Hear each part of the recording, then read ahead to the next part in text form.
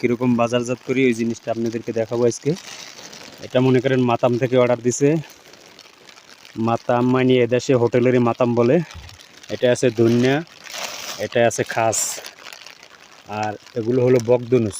এটাকে বলে বকদনুস, এটা খাস, এটা ধনিয়া। এগুলো মাতাম থেকে অর্ডার দিচ্ছে আমাদেরকে। আমরা এগুলো মাতামে দিব, সব মানে হোটেলে দিব। আর শাকসবজির দোকান থেকে অর্ডার দিছে এগুলো শাকসবজির দোকান থেকে অর্ডার দিছি।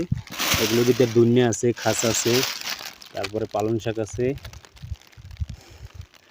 এগুলোর ভিতরে লাল মূলা আছে, সব কিছুই আছে। এগুলো আমরা বাজারজাত করব, কিছুক্ষণ পরেই বাজারে নিয়ে যাওয়া হবে। ঠিক আছে গাইজ, ভালো থাকেন। আমার এরকম প্রবাসের ভিডিও পেতে আমার পেজটাকে ফলো দিয়ে রাখবেন। আসসালামু আলাইকুম, সবাই ভালো থাকেন।